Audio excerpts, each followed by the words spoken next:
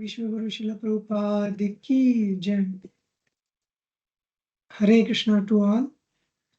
So we are reading Srila Prabhupada's book, The Science of Self-Realization, Chapter 1, Part 3. We'll begin with prayers. Om Ajnanatimirandasya Jnananjana Chakshurmilitam Mena Tasmai Shri Gurave Namaha Nama Om Vishnupadaya Krishna Prestaya Bhutale Srimate Bhaktivedanta Swaminiti Namine Namaste Saraswate Deve Gauravani Pracharine Nirvishesha Shunyavadi Paschate Deshatarine Jaya Sri Krishna Chaitanya Prabhu Nityananda, Shri Advaita Gadadhara, Srivasadi Gaura Bhakta Hare Krishna, Krishna Krishna, Hare Hare, Hare Rama, Rama Rama, Hare Hare. We'll continue reading.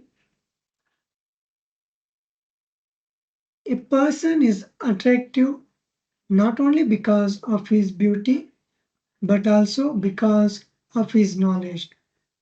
Basically, Prabhupada is talking here about the 6 opulences of Lord Sri Krishna. And one of the opulences is beauty. A scientist or philosopher may be attracted because of his knowledge.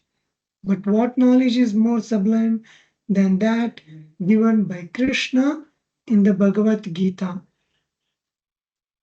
There is no other knowledge sublime than what Lord Krishna spoke in the Bhagavad Gita. That is the highest knowledge. There is no comparison in the world to such knowledge. The knowledge which is given in the Bhagavad Gita, there is no comparison. At the same time, Krishna possesses full renunciation, vairagya. So many things are working under Krishna's direction in this material world. But actually, Krishna is not present here.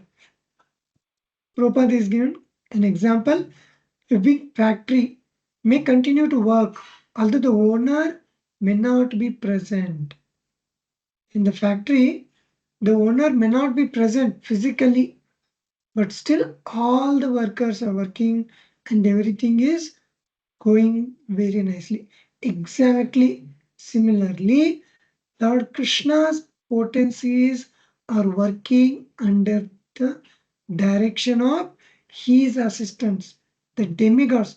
The demigods are the personal assistants of Lord Krishna, and under their direction, everything is working so nicely in this material world. Thus, Krishna himself is aloof from the material world. This is all described in the revealed scriptures. God therefore has many names according to his activities. But because he possesses so many opulences, and because with these opulences he attracts everyone, he is called Krishna. Why Krishna is given this name Krishna? Because he is all attractive.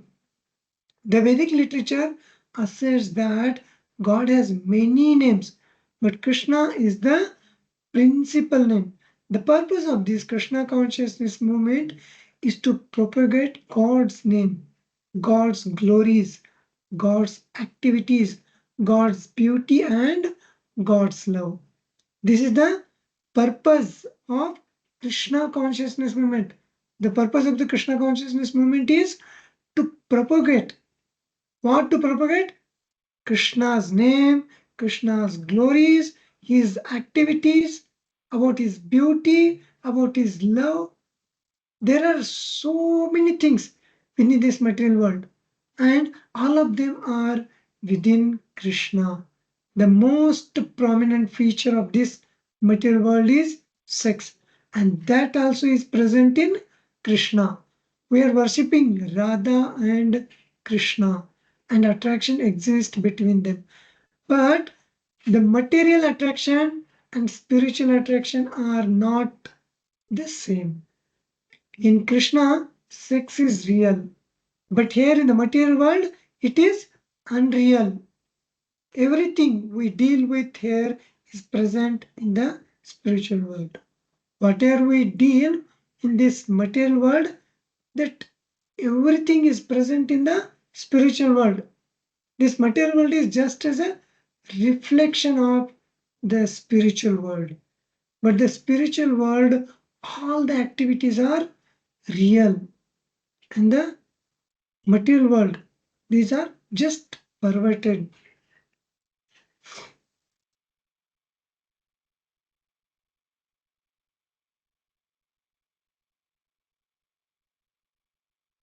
Everything we deal with here is present in the spiritual, but here it has no real value.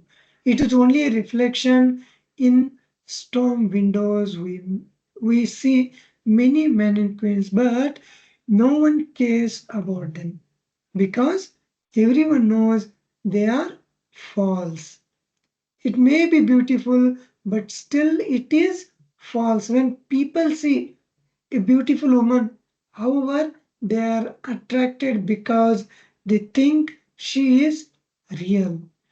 In actuality, the so called living are also dead because this body is simply a lump of matter. As soon as the soul leaves the body, no one would care to see the so called beautiful body of the woman. The real factor, the real attracting force is in the spirit soul, the spiritual soul. In the material world, everything is made of dead matter. In this material world, everything is made up of dead matter. There is no life in it. Therefore, it is simply an imitation. It is just in everything in this material world simply is an imitation. The reality of things exists in the spiritual world. Those who have read the Bhagavad Gita can understand what the spiritual world is like. For there it is described parastasmatu bhavanyo vyakto vyaktat sanatana yasa sarveshu bhuteshu na satsu na vinashyati. Yet there is another nature. Krishna is talking about the spiritual world. He is abode. Yet there is another nature which is that world is eternal and is transcendental to this manifested and unmanifested matter. It is supreme and is never annihilated. This material world will be annihilated, but the supreme abode of Krishna is never annihilated. When all this in this world is annihilated, that part remains as it is. Scientists are attempting to calculate the length and breadth of this material world, but they cannot begin. It will take them thousands of years simply to travel to the nearest star, and what to speak of the spiritual world. Since we cannot know the material world, how can we know what is beyond it? The point is that we must know from authoritative sources. The most authoritative source is Krishna, for he is the reservoir of all knowledge. No one is wiser or more knowledgeable than Krishna. Krishna informs us that beyond this material world is a spiritual sky, which is filled with innumerable planets. That sky is far, far greater than material space, which constitute only one fourth of the entire creation. This material world is just one fourth of the entire creation, and the three-fourth is the spiritual skies, the spiritual world. Similarly, the living entities within the world are but a small portion of the living entities throughout the creation. This material world is compared to a prison. This material world is compared to a prison house. Just like, take an example, this Bangalore city. The Bangalore city is very vast, very big. But Bangalore city also has one corner, one small prison house. That is not the equal to the entire the city, Bangalore city. So similarly, the spiritual sky is the three-fourth and the one-fourth is this material world, which is compared to a prison. And just as prisoners represent only a small percentage of the total population, so the living entities within the material world constitute but a fragmental portion of all living entities. Those who have revolted against God, who are criminal, are placed in this material world. Who are placed in the material world? Who are placed in the prison house in the Bangalore? Not the people in general who are, follow the rules and regulations of the government. One who rebels against governments, they have been put into the prison house. Exactly in same manner in this material world, all the living entities who are present, they are revolted against the God, against the Krishna. So that is why we have been put in this criminal world, in this material world. Sometimes criminals say that they don't care for the government. One who says that I don't care for the government. So government will take call and then they'll put them into the prison house. Okay, you don't care, so you be here. Exactly in the same manner, but then nonetheless they are arrested and punished. Similarly, living entities who declare their defense of God are placed in the material world. Originally, the living entities are part and partial of God. Originally, living entities eternally they are part and parcel of the God. Why? Because Lord Krishna says they are Mamai Vamsha Jiva Loke. All the living entities in this material world are Krishna's Amsha. Mamai Vamsha Jiva Loke. Entire these jivas are my Amshas. So all these original, these living entities, will are part and parcel of Lord Krishna and we are related to him just as the sons are related to their father. Christians consider God the Supreme Father. Christians go to church and pray, Our Father who art in heaven. The conception of God as Father is also given in the Bhagavad Gita.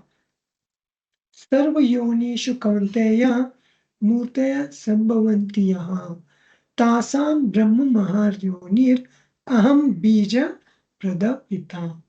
Krishna is the seed giving father for everyone, not only for human beings, for all the species. There are 84 lakh yonis, 84 lakh species, and in that 4 lakh are the human beings. So out of all the 84 aquatics, plants, birds, insects, human beings, for all, Krishna is the father. Krishna is the seed giving father. That is what Krishna is mentioning in the Bhagavad Gita. This is the translation. It should be understood that all the species of life, O son of Kunti, are made possible by birth in this material nature, and that I am the seed giving father. There are 84 lakh species of life, including aquatics, plants, birds, beasts, insects, and human beings. Of the human species, most are uncivilized, and out of the few civilized species, are only a small number of human beings take to religious life. Out of many so-called religious, most identify themselves by designations. What are those designations? That they will claim that I am a Hindu, I'm a Muslim, I'm a Christian, and so on and so on. Some engage in philanthropic work, some give to the poor and open schools and hospitals. This altruistic process is called karma kanda. Out of millions of these karma kandis, there may be one jnani, one who knows. Out of millions of such jnanis, one may be the is the position of Krishna, as Krishna himself says in the Bhagavad Gita 7.3, Manushanam Sahasreshu. In thousands of men, among thousands of men, one may endeavor. For what? Siddhaye. Manushanam Sahasreshu Kaschid Yatiti Siddhaye. Yatatam api siddhanam Kaschin Mam Veti Tattvataha. Tattvata means knowing Krishna in truth. Out of many thousands among men, one may endeavor for perfection, and out of those who have achieved perfection, hardly one knows Krishna in truth. Understanding Krishna then is very difficult. See, we should know this. Understanding Krishna is not an easy thing. First of all, out of 84 lakh species, there are only 4 lakh species are the human form. And Prabhupada is saying here, in that 4 lakh species, mostly all are uncivilized. How we can categorize who are civilized and who are uncivilized? In today's today's Bhagavatam class, His Grace Vasudeva Prabhu was mentioning that who is a civilized person and who is a uncivilized person, who is civilized human beings and who are uncivilized human beings. There are 4 lakh species, but mostly all are uncivilized. Only civilized people are those who follows the religious life, the religious principles. Only those are the civilized people, and rest all are uncivilized.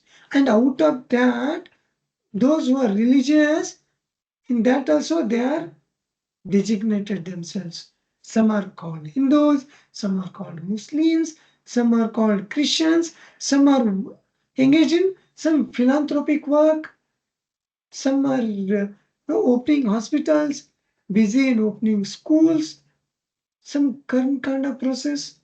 Out of all such no, so-called civilized people, out of that, few are karmakandis. In that, out of that millions of karmakandis, one may be a jnani. And out of such millions of jnanis, out of such millions of jnanis, one is a liberator. One may be a liberated. How is liberated? One may be able to understand Krishna. This then is the position of Krishna. As Krishna himself says in the Bhagavad Gita, what Krishna is saying? Manushanam sahasreshu. Out of many thousands of men, in that hardly one may endeavor for perfection. And those, out of those who was endeavoring, out of those millions of people, hardly one achieves the perfection. And one who is liberated, one who has achieved perfection, amongst those, hardly one knows Krishna in truth. Kaschin mam veti tattvataha. Knowing Krishna in truth. Understanding Krishna then is very difficult. But although the understanding God is a difficult subject, God explains himself in the Bhagavad Gita. He says, I am like this, and I am like this. The material nature is like this, and the spiritual nature is like that. Krishna is explaining in the Bhagavad Gita the nature of the material world, the nature of the spiritual world. The living entities are like this, and the supreme soul is like that. Thus, everything is completely described in the Bhagavad Gita. Although understanding God is very difficult, it is not difficult when God Himself gives us His own knowledge. See, understanding Krishna is very, very difficult, but in this, it is very easy also if we follow the path given by Lord Krishna Himself. And He has only given this knowledge of Bhagavad Gita. Actually, that is the only process by which we can understand God. What is that process? The process is given by God Himself, the Krishna Himself. To understand God by our own speculative is not possible. By our own speculative method, it is not possible to understand the God. For God is unlimited and we are very, very limited. We are very tiny and God is unlimited. And to understand that unlimited with our speculative knowledge is not at all possible. Just like Prabhupada gives a very beautiful example. What is an example? Six blind people are identifying a elephant, a big gigantic elephant.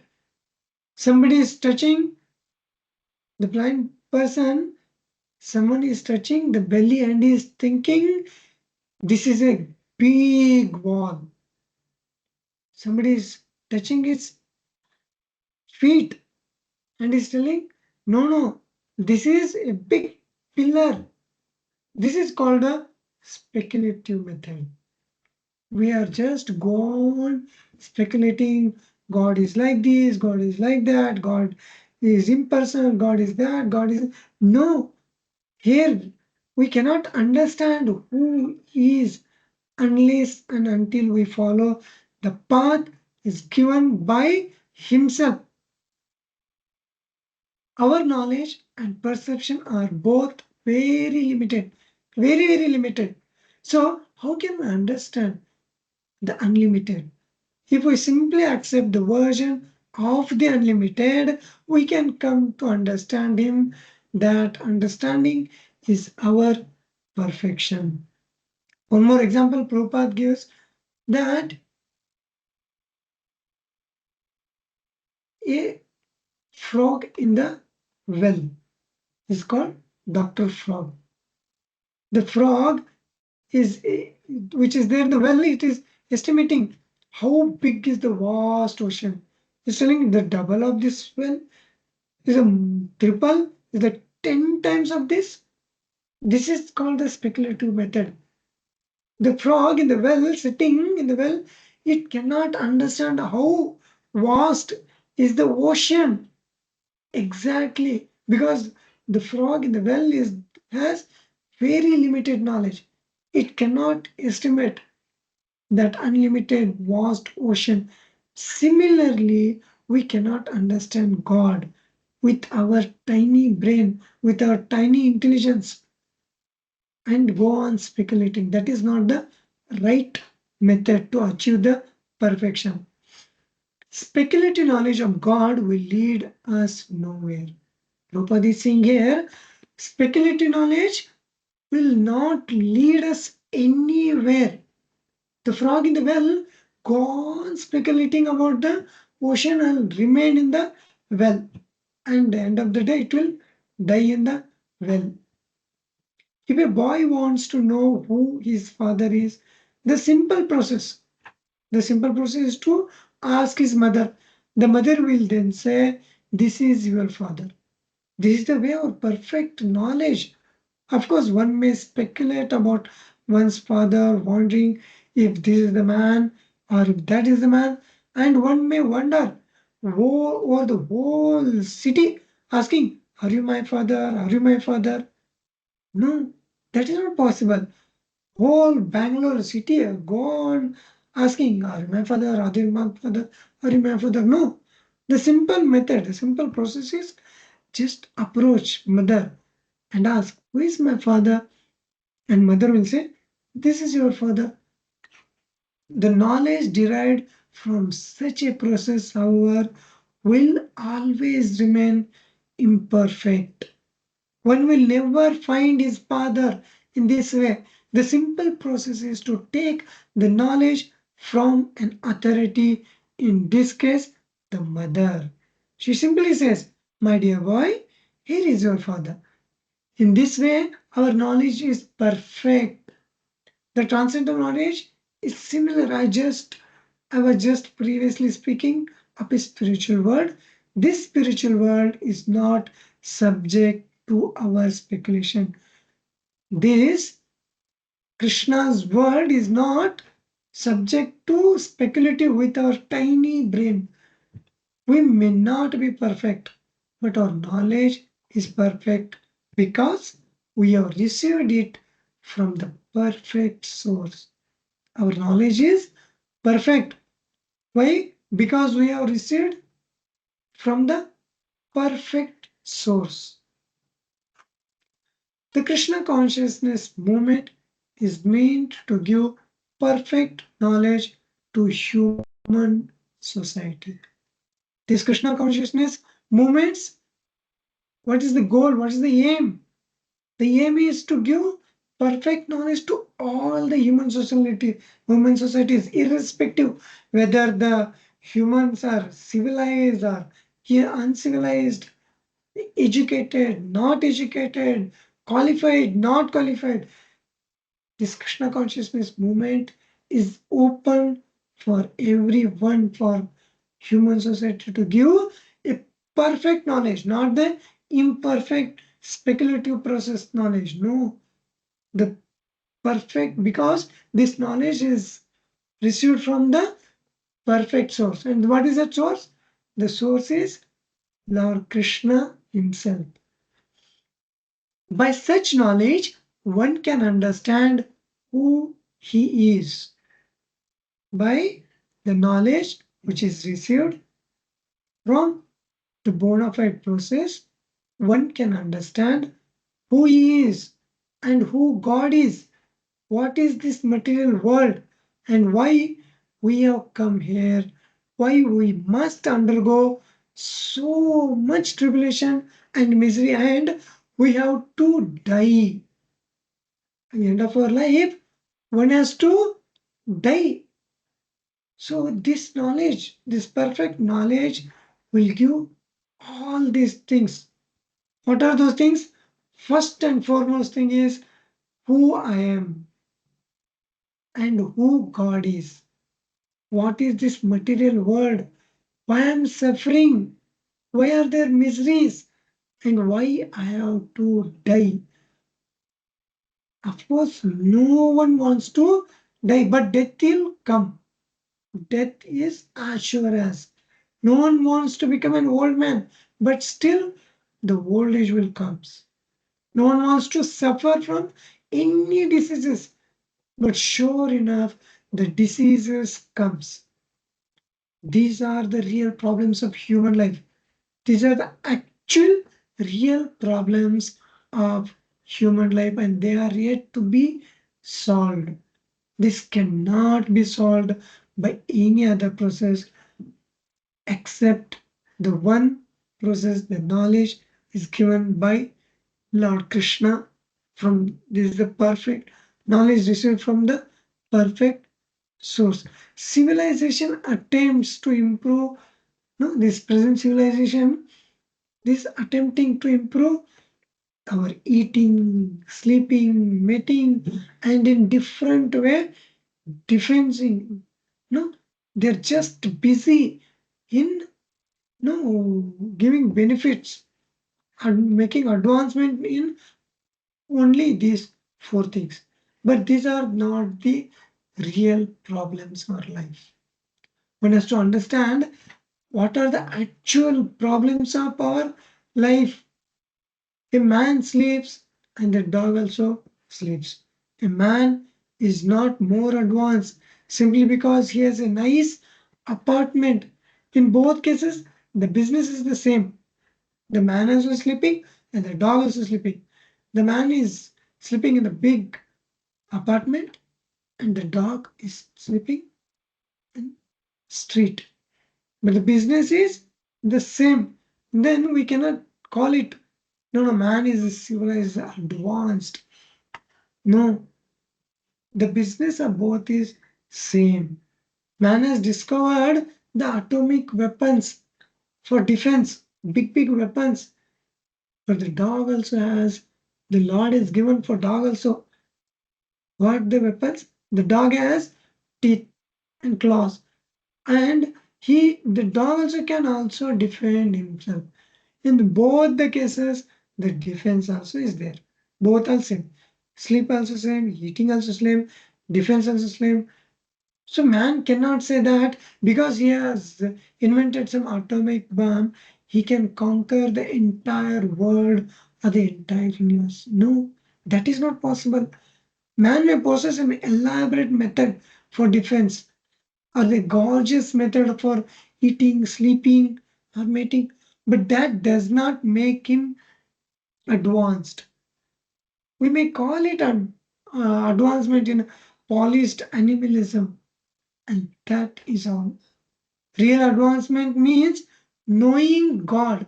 Actual real advancement is who I am, who is God, and what is the relationship between me and God.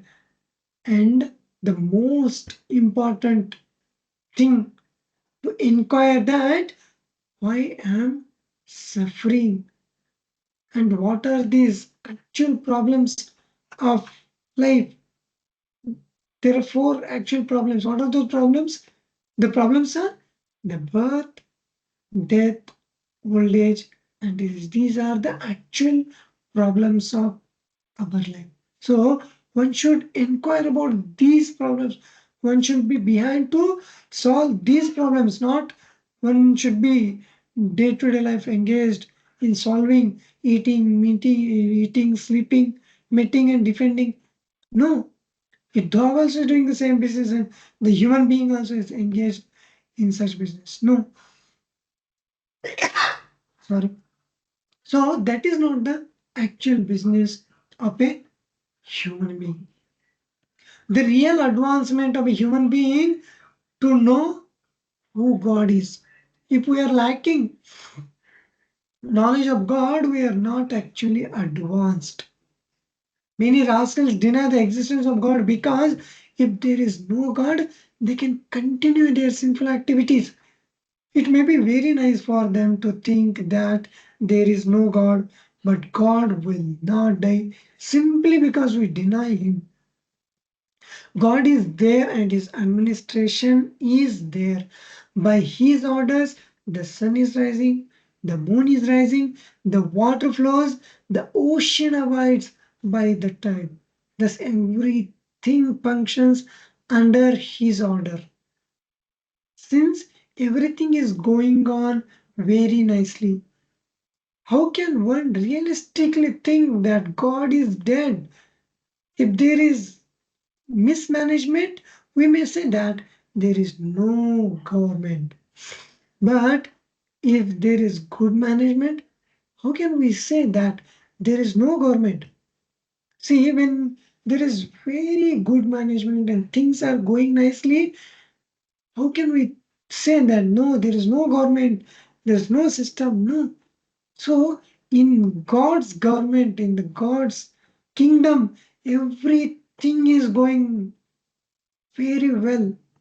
The sun is rising on time, dot on time, not even 1 second, no late, delayed, or 1 second early. No, exact time every day.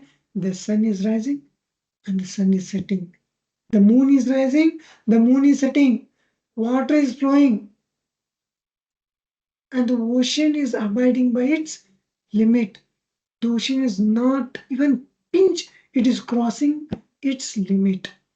So everything is working under the direction, the laws of God. Then how can we deny? How can a person say that God is not there? Things are going so nicely, so systematically. Still, the people, the atheistic people, they say the God is not there, the God is dead. So they say that God is there, that there is no God, or that God has no form. But we are firmly convinced that there is God and that Krishna is God. Therefore, we are worshipping Him. That is the process of Krishna consciousness. Try to understand it. Please try to understand it. Prabhupada is saying that God is there and we are convinced about it. And not like we don't know the names of God. No, Prabhupada is given. The God's name is Krishna and we are worshipping Him. That is the right, correct process, the method in Krishna consciousness given by a bona fide spiritual master. So we have to get complete firm faith on this process. And the process what we have got is not an ordinary process. Just imagine in just this 4 lakh species, hardly few are the civilized, are religious, and they are civilized. Among these few, the who follows the religious, and there also so many divisions are there. No, in among Hindus, so many different divisions. I am follower of this, I am follower of that. There, impersonalism, atheist class, all these are there. Christians, Muslims. Some people say God is dead. Some people are say God has no form. Some people say God is not there. But we have to be convinced by the method given by Srila Prabhupada, this Krishna consciousness process, that God is there and that God is not somebody, no, some other names. No, that God is Krishna and that we are worshipping that Krishna. We are not worshipping any ordinary person. We are worshipping that supreme personality of Godhead. This one should have the conviction. So we will stop here. The today's reading. We're reading the Science of Self-Realization book and the chapter 1 in that part 3 in the part 3 reincarnation and beyond. This is the title. We'll stop here. Vishwaguru Srila Prabhupada ki jai. Thank you. Hare Krishna. Thank you, Prabhu. Hare Krishna. Jai Srila Hare Prabhupada. Krishna. Thank you, Prabhuji. Hare Krishna. Srila Hare Prabhupada ki jai. Krishna. Hare Krishna.